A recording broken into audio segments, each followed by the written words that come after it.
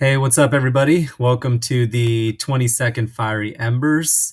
We have an amazing guest tonight. It's somebody who's been on both our fireside chat and a Fiery Embers before, and they've told their story on our platform.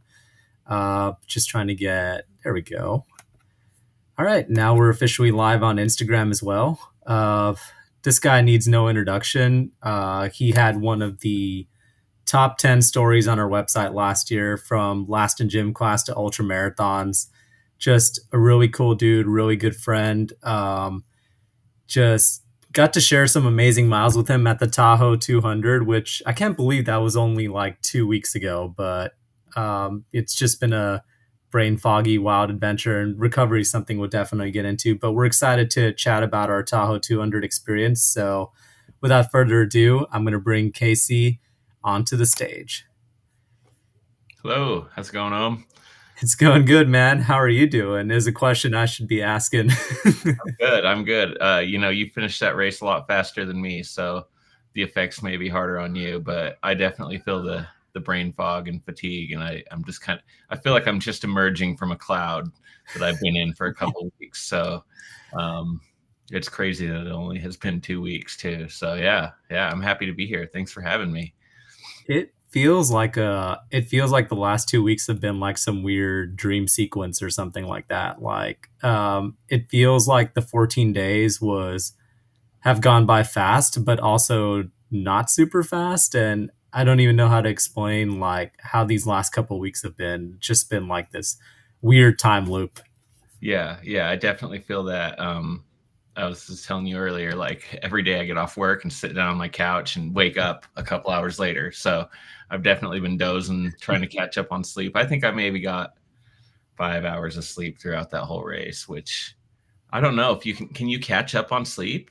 I don't know what the science is behind it, but like, can you actually catch up on it? Or is that just like that I will carry forever? Oh my gosh. Yeah, I if that's the case, then we're in a lot of trouble doing all these No races. doubt. But No doubt. I think 5 was about the amount of sleep that I got during the race too. I think it was couple at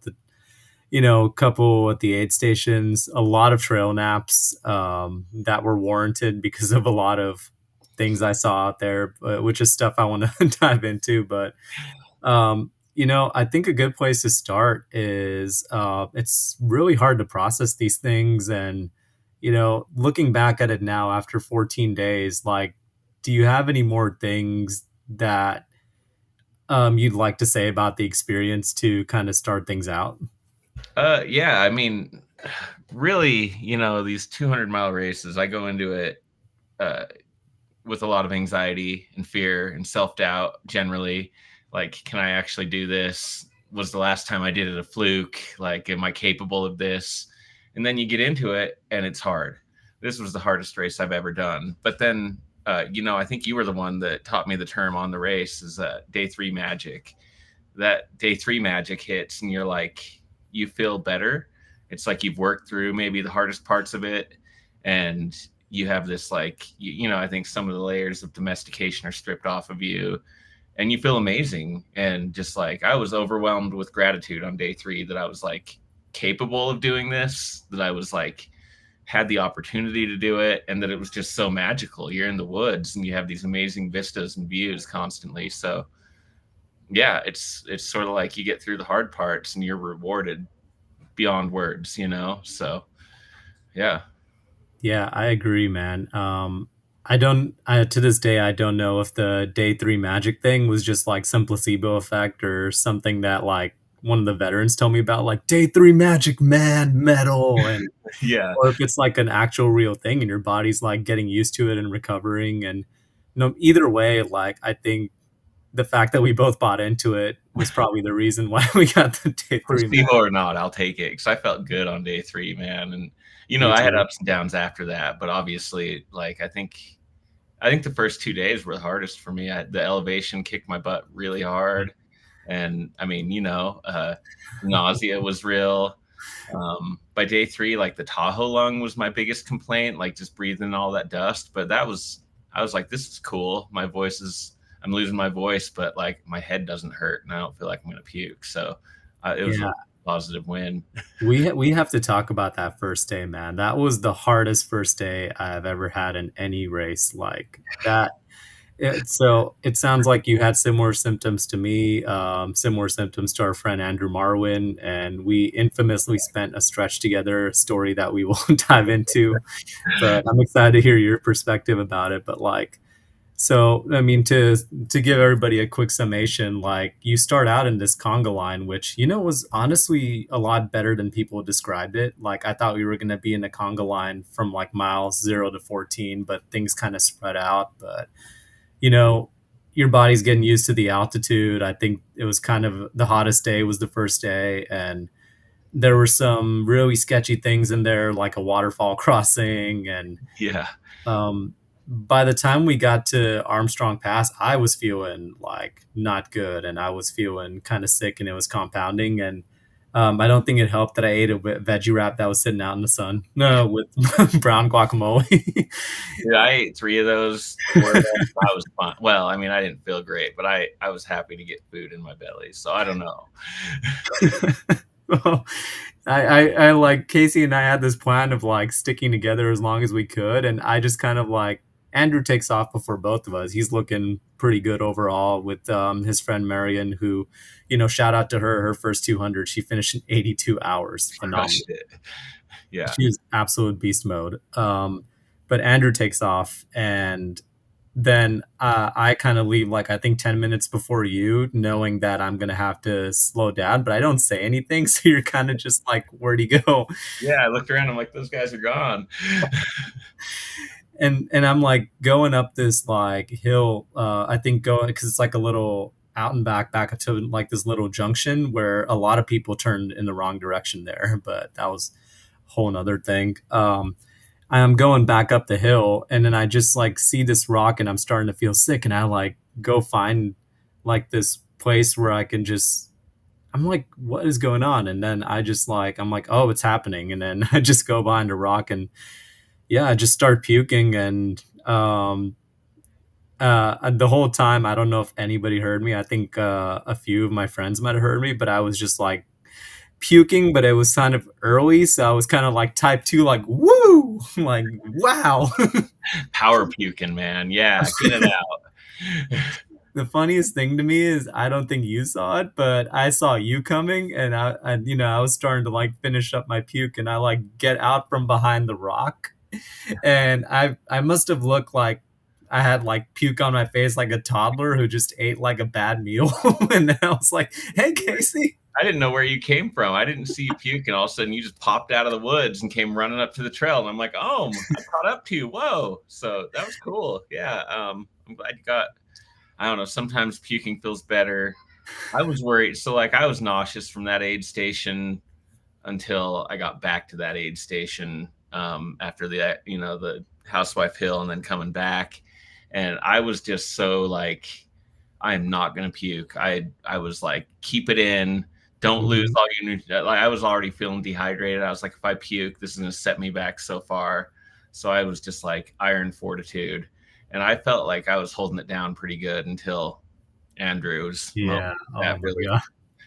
I have like exchanged a back and forth with them about that story a million times, and we both think it's now that we've gotten past Andrew's guilt of thinking he puked on my shoe. Like we all think it's like it's the funniest thing ever because dude. well, remind me again because we were coming back, right? We Yeah, went we were to coming back Housewife. from Housewife Hill. I think I had a video around that time, and it was like 10 or 11 at night, and we like stopped and Dude, that climb was nasty. It it just was. never ended. I think all three of us were waiting for the first person to say, like, call for a break and be the person to do it. And I was like, let's take a break. Dude, yeah, I'm surprised it wasn't me because I love sitting down on rocks.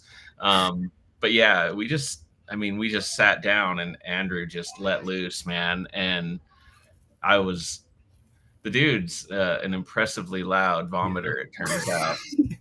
People heard that from far away, and I was like, oh my gosh, it took everything I had to not Mhm. puke. Yeah, the first day was hard. It kicked all of our asses, I think, pretty early. Yeah. So. Yeah, I think I looked at you and I was like, "Oh, oh god, no." Like, Yeah.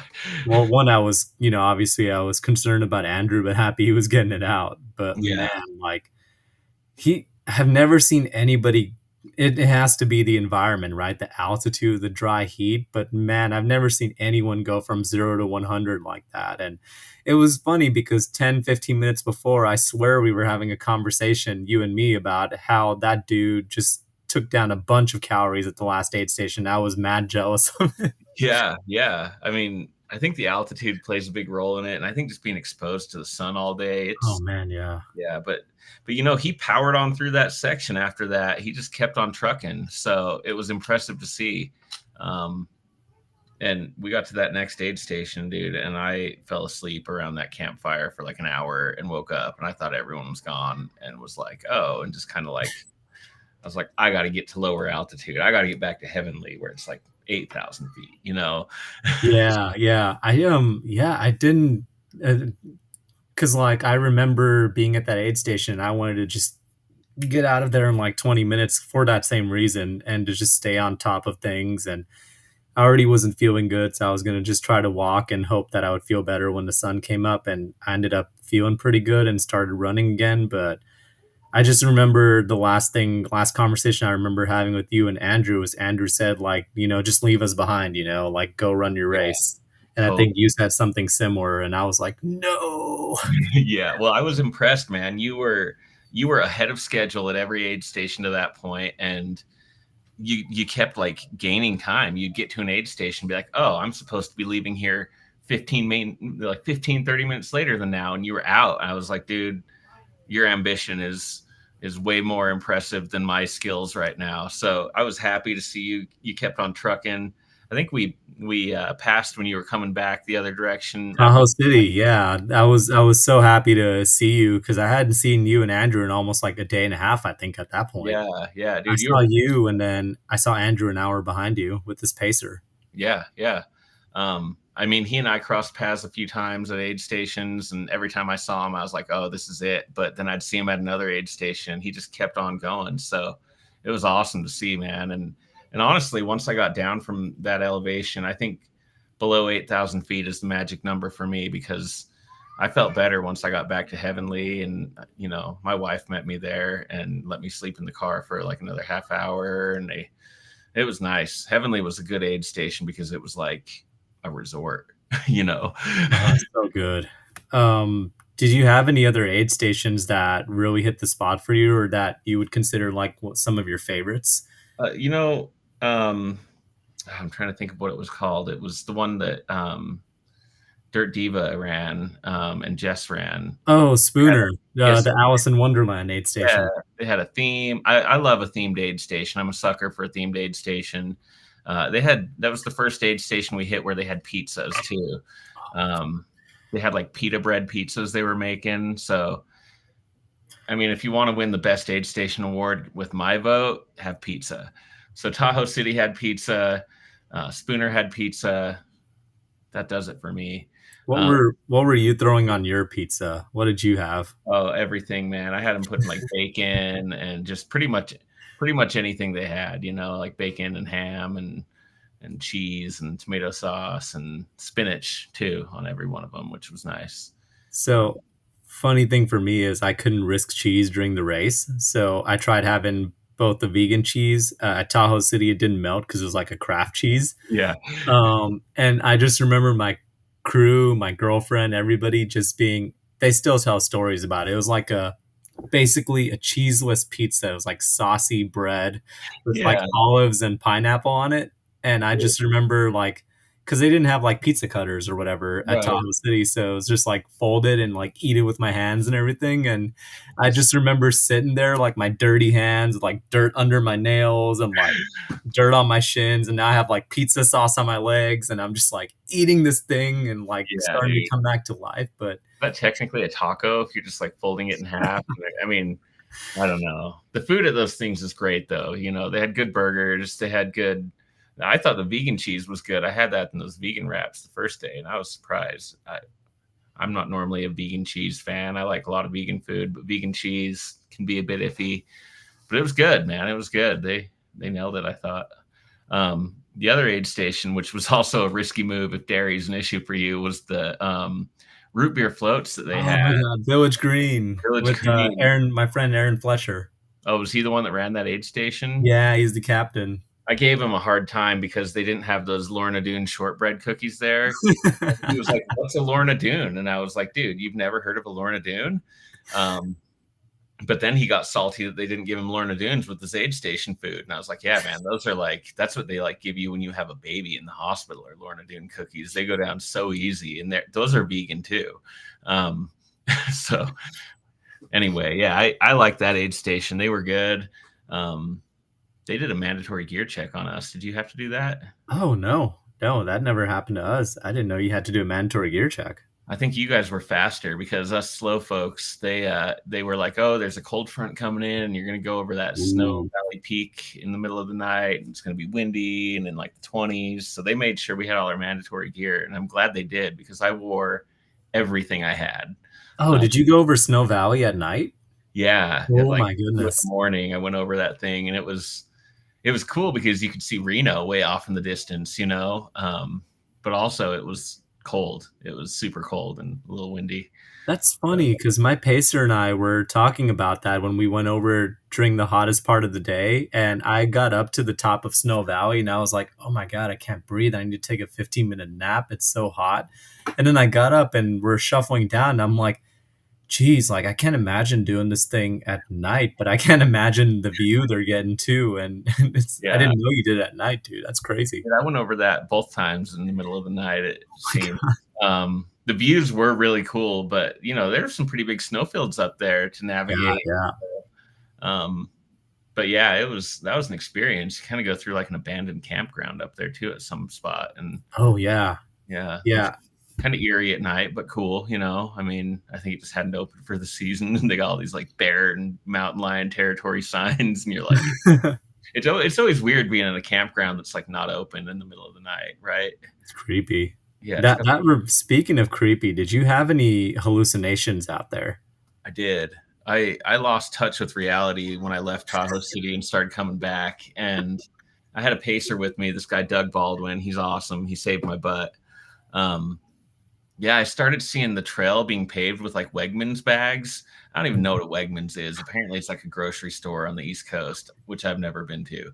And I was like, dude, there's Wegmans bags all over the trail, and like I was spewing nonsense, and my vision was blurry because I don't know if you have this issue, but like your headlamp focuses on a spot in the ground in front of you for hours. Mhm, mhm. Eventually, that just becomes like this blurry ball of like, what am I even looking at? And yeah, so I had to sit down on a rock, and I kind of like came to, and we sort of started walking again. I was like, dude, there's a person over there. And my pacer was like, that's not a person. That's like a massive drop off that goes like 2,000 feet down to a river. And I'm like, no, I see a light and it looks like a person. And he's like, it could be a person, but they're probably in like a boat 1,000 feet down that cliff. And I'm like, oh. And so he brought me back to reality pretty well. And then we ran into this woman, Mindy, who was also kind of losing her marbles. She was trying to drink Oh, Mindy, was it Mindy Gale? Hyatt. I think orange hat. Was it the Mindy we were with like early on? I don't know if it's the same one. Her name was Mindy Hyatt on her bib. She was Oh, super. yeah, yeah, that's the one. I think Hyde is her maiden name. Yeah, I think she just got married. Yeah. Oh, it's cool that you guys crossed paths again. I love Mindy. Yeah, she was super cool, and we kind of hung out. She was telling me how she lost her mind at the same time I did, so it worked out really good. And we shared some stories, and Trauma bonding. yeah, I think we spent most of the rest of that evening, kind of the three of us, and um, it was interesting though, because like I remember feeling like I have lost complete sense of reality. I'm like losing my mind. A trail. I sat down on a rock and like slept for 20 minutes, and then like told my pacer my whole life story. So Mm. that brought me back. But yeah, that was interesting. And I thought I'd been sleeping good up until that point, but I think that like you almost like get in this hypnotic daze at night where you're just like, what's going on? Where am I? Who is this? Yeah. um, yeah, Hallucinations are crazy. It's like I always tell people it's like when the dream state meets meets reality. And I think it's funny enough, the first one I had was during the day. I thought I mean, I got an hour of sleep at Heavenly, and trucked on, I was on that section from Heavenly to whatever was after that. I think Spooner it might have been. Yeah. And I saw it was a crossing sign or whatever, and it turned into a stegosaurus that was Oh, like the size of a bear, and it just started like walking and dude. moving. It was like a hyper realistic stegosaurus too, and I was like, nobody was around, but I remember saying, "I see a stegosaurus," and I told like my team about it, and they were like, "Oh no." Yeah, when you start talking to your hallucinations, that's when you know it's real. You're like, I see you. I see you. It's yeah, I saw a few other things. Like a lot of times tree stumps end up looking like people to me. You know what Yeah, I mean? yeah. And so I saw a lot of tree stump peoples, but for some reason, whenever I like hallucinate and see a tree stump person, I'm like, I know that's just a tree stump, but it really, like, really convincingly looks like a person. And you almost have to like step off the trail and check it out and sort of like confirm that that it's Did not. you see did you also see faces in all of them, like sad faces, happy faces? I didn't really see any faces in this one. In Moab, I saw a lot of faces though, Ooh, which can be creepy and scary, really. yeah, Yeah, yeah. Um, I think my sleep was better this time around, this 200. So mine too, yeah, yeah. I was yeah. impressed by your plan, the fact that you had a plan. I kind of went into it without much of a plan. And then you started telling me your plan the first couple miles we were sharing together. And I was like, oh man, you have a plan? It was a Man, good plan. So it felt like I was unhinging from the plan a few times, and I think I just had to be patient with myself, and I'm grateful I had good pacers, and I really had to push at the end to make it by 11 p.m., and just, like, I ran my absolute butt off at the end and just left nothing out there, but yeah, man, it was I was at first I was like 86 hours, my goal was 85, and then I was like, what's an hour? yeah, but I got 208 miles on my watch. Yeah, yeah. No, that was impressive. I When you said you had to like be home by Tuesday, I was like, dude, you are ambitious. Like, good for you. I was like, I don't think that's not happening for me. I came in Tuesday afternoon at like 1:30 or 2 or something.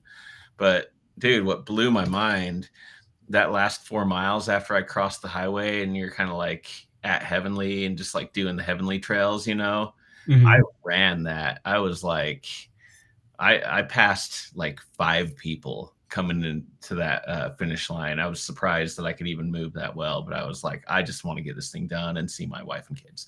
I have to ask, what did that look like during the day? Because at nighttime, I was like, they just keep taking us farther and farther away from Heavenly. It Like, really felt that way because, like, I got across the highway and I called my wife and was like, "Hey, I think I'm going to be there in like, 30 minutes." And mm, it wasn't 30 minutes; it was more like 45. But I was running it. I was like, I'm just, I was like, I got 3 or 4 more miles of running in me. So I was probably, it felt like I was running really fast, but it was probably like 13-minute miles. But it felt fast, okay. And I passed a bunch of people and I kind of felt like a dick passing all these people because they'd all passed me earlier in the day. And I'm like, oh, now I'm running past you. But I was dude, just, you had the nitrous boost, and yeah, honestly, I saw people coming into the finish the next day because I got back to the finish line around 3 o'clock after I came back to life. yeah, And I saw this one guy who just like ran past this other guy like on the last like turn into Heavenly, yeah, and I just remember being like narrating that guy's life story. He must have been like, I might be like fifth to last or whatever, but I could be faster than you. yeah, yeah. You kind of just, yeah, it feels good to finish it. I mean, there's sort of that last day, sort of like somber vibe of like, this is over Oh yeah, with. And like, yeah. I don't get to be out here anymore. But it's also balanced with like, a shower is going to feel really good and some Oh like my god, real yeah. food and seeing the family. What Dude, I was got, your what was it like for you being at that finish, and what was your post race activities and meal? yeah. So the finish line was amazing. My wife showed up with 50% of my children, which was cool. The other half weren't there, but my mother-in-law was there. And so it was just amazing seeing them. It felt so good. Um, I went over to pick the buckle and it was kind of overwhelming in the moment. So I picked the mystery buckle. I was just like, I'll just take the mystery buckle. And it was cool. It was like this bright yellow buckle with a bear on it. And so Yeah, I saw you wearing that with your medals on yours. yeah. I got I mine right practiced here wearing it still. too. Oh, that's a good one. Yeah, my girlfriend chose that one because we walked over. Apparently, we walked over a lot of those leaves while we were pacing together, and it Is that was an pretty aspen close for. leaf? What? Is it an aspen? I think they might be aspen leaves. Yeah, I know that they're. I know that's an actual leaf in there because I know that's a Baikawi thing to take Yeah, actual leaves and epoxy them and stuff and put them in there. I have an aspen leaf one from Moab. I like the aspens. They make a fine belt buckle. So, Yeah, um, but yeah, it was a good experience, man. Finishing the race felt good. They had pizza for me, which was good. Um, and then, I went home and my mother-in-law had made like lobster mac and cheese, which I'm a huge fan of. And I was like, okay, I'm going to take a 30. I was like still in race mode. I was like, I'm going to take a 30-minute nap and then I'll be up for dinner with the family. And then I woke up and it was the next day. oh my god. I just went out. My wife was like, nope, let him sleep. So I slept for like 15 hours, woke up, and then had a huge thing of lobster mac and cheese for breakfast. Um, That sounds amazing, dude. that was I a great breakfast food. I'm all about it. So I think I finished at 11. I finished at 11. I was at the finish line for an hour with the pizza, got back to the Airbnb and showered and was asleep by 1 and then woke up at like 6 the next morning cuz I was starving yeah, and that's went what to the wakes you finish up. line. Hunger, isn't that funny? It was hunger. Yeah, I woke up, we went to get good breakfast. I think we had donuts that day too and cuz I know I'd been talking about donuts the whole time and got Yeah, my donuts and yeah, and then pizza at night. So I mean, it was perfect. But yeah, man, that's always um, before we get off the show, I have to we have to mention bears because that's really the I want to say elephant in the room, but there are no elephants in Tahoe. bear in the room. Me and Andrew. It was two things. You, me, and Andrew ran into a bear in the meadow. Really nice fellow. Seemed like he just had a honey club or somewhere to be because Yeah, just he was just ran book. across the trail. Right. Yeah, he kind of he was like 20 or 30 feet away from us, just charged past us. He seemed scared. He was a big boy though, wasn't he? Was. I don't think he was scared of us though. I think he was scared of Michael McKnight and Yeah, Mika. Yeah, because those two came charging after, like they were coming back, and they came charging towards us. And Mika then was a bat there, out of hell. oh, she was cruising, man, like head down, head in the game, just getting it done. I Um, remember you telling Mike, like, what you said something to Mike. You were like, "There's a bear down there." He was like, "Cool." yeah, I was like, dude, there was a bear right there, and he's just cool. Kept on trucking, dude. Michael McKnight, what the Dark McKnight? That guy's The he's Dark McKnight. Did yeah. you hear about the bear that tried to take a drop bag at Village Green? I did. I heard they tasted it off with pine cones or something, man. That race, the first time I was out at Tahoe, I volunteered in 2019, and a bear came out of the women's bathroom when I showed up to volunteer one day. The bears there are crazy, man. And it was like, it's funny. I was super scared of bears leading into it, but then like once you're out there, you're just like, oh, there might be a bear. I mean, I get a little freaked out by them at night, but like, yeah, we encountered that one. That was the only one I saw. I'm sure a lot more bears saw me than I saw. Yeah, I think so too. I'm sure I was being watched more than I was watching. Yeah. My Instagram algorithm has been showing me bears since the race finished. And I just got a video yesterday of a bear in a laundromat in South Tahoe, Oh, just dude. standing there.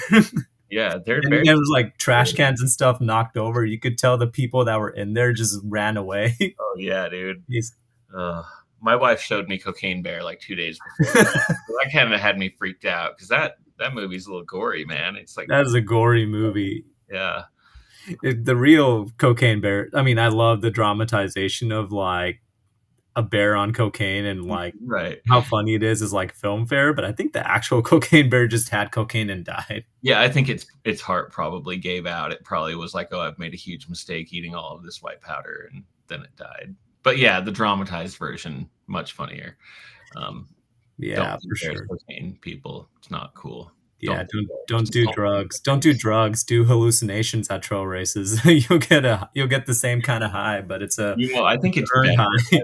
I've actually told people the 200-mile hallucinations paired with the transformation it gives you is like it's better than a heroic dose of mushrooms, in my opinion. Oh, It's dude, more authentic. So, it's um, that delayed gratification. Yeah, you got to really work for it and Yeah. for a day, and then you get into that sweet spot. Um, And it's probably a good place to end it on a don't do drugs. No, don't do drugs. Do 200 milers. don't do drugs. Do 200 miles. Take it from two people who are obviously not brain foggy and on a high.